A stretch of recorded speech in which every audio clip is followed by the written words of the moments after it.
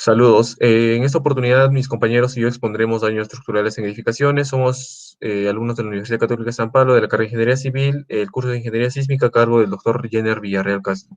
Como introducción, como ya sabemos, los daños de las estructuras en los edificios pueden ser causados por diferentes factores, ya sea climatología, fenómenos geológicos, características del entorno, y también puede afectar al propio diseño de la estructura debido a un excesivo peso para el cual los materiales no están diseñados, un mantenimiento inadecuado o incluso fallas en la propia cimentación de la edificación.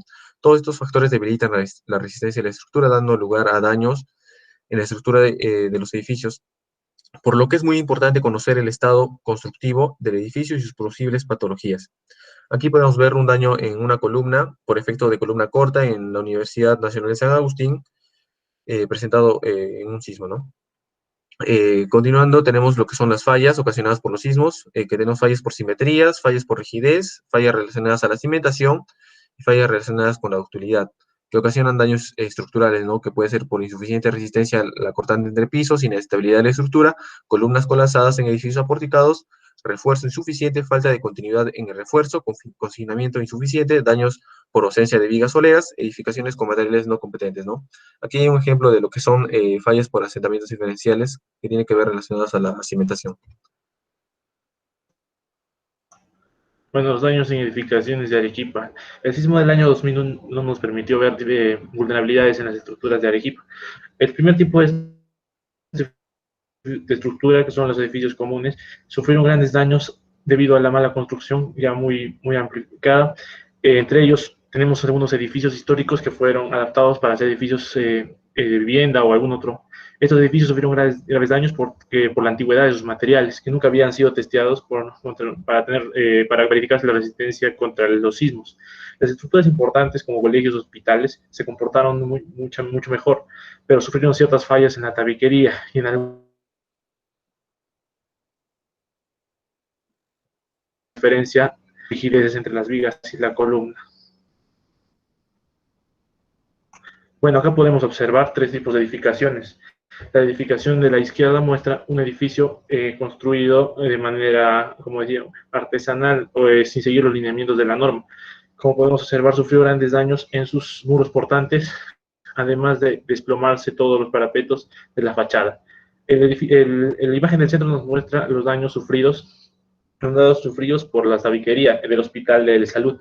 Estos daños debidos a sus grandes desplazamientos que sufrió esta edificación en el evento sísmico.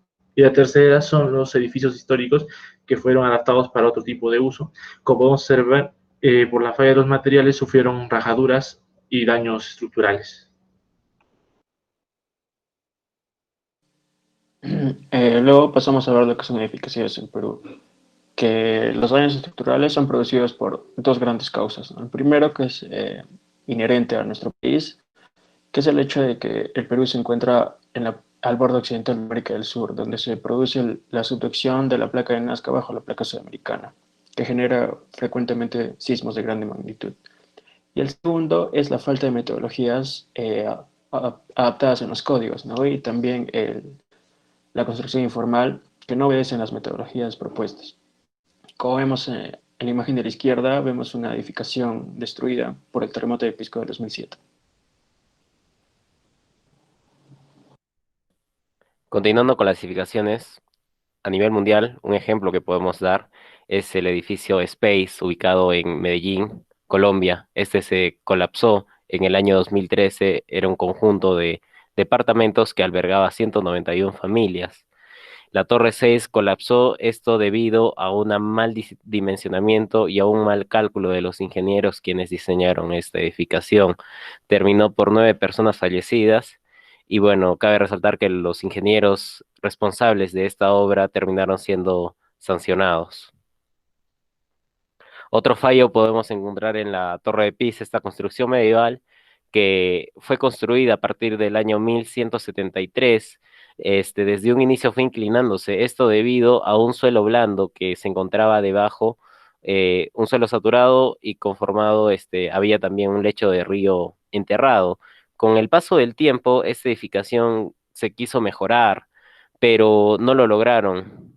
Más en el año de 1990, que el gobierno italiano convoca a un grupo de ingenieros para poder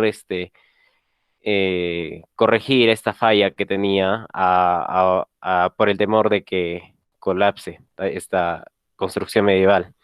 Después de un arduo trabajo, se determinó que había que compactar el suelo y drenar el agua que se encontraba debajo de este suelo. Cerca de 70 metros cúbicos fueron drenados. Y bueno, hoy en día permanece inclinada, pero no posee una inclinación mayor a los 5 grados y ya con con todas sus fallas corregidas.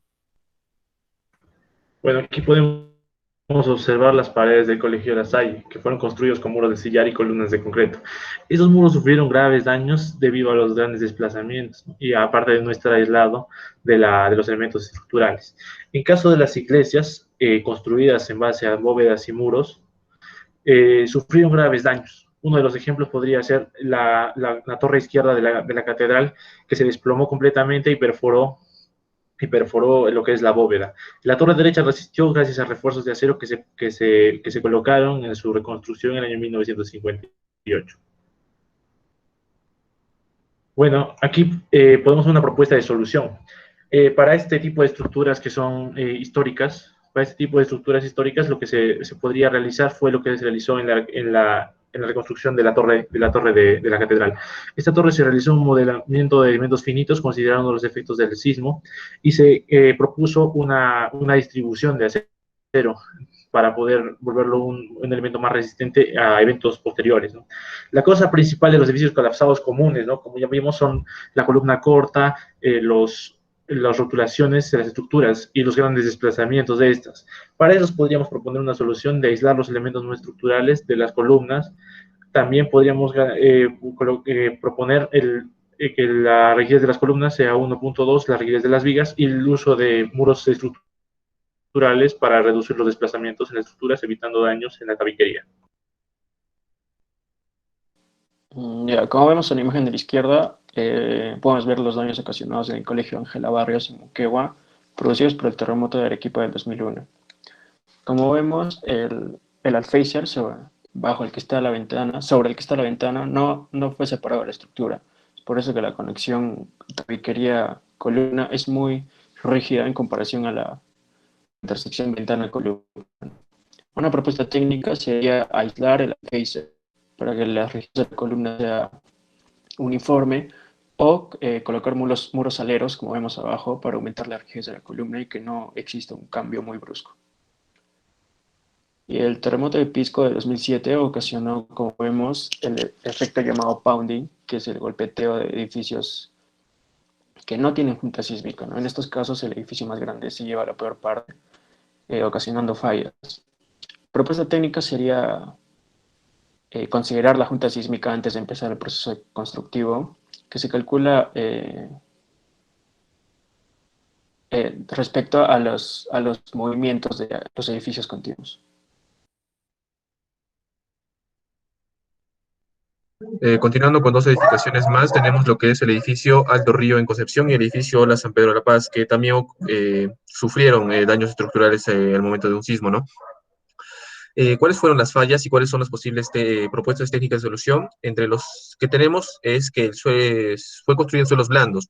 Como solución para este es que se pudo haber utilizado lo que son pilotes para poder alcanzar un suelo más firme y estable en lo que son las cimentaciones. Luego también hubo otra causa que fueron ausencia de muros en la dimensión larga de los edificios. Para esto se tuvo que haber, en el momento de diseño, controlar lo que es una buena densidad en ambas direcciones, densidad de muros.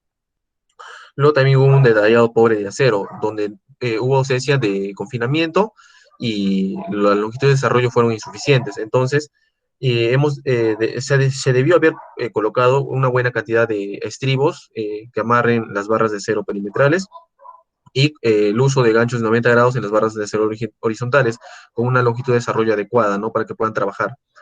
Estas situaciones favorecieron a la falla a compresión de los muros con el consecuente pandeo y falla de las barras verticales y la separación de las barras horizontales. Bueno, acá tenemos una pequeña bibliografía de dónde hemos sacado toda esta información y eso sería todo. Muchas gracias.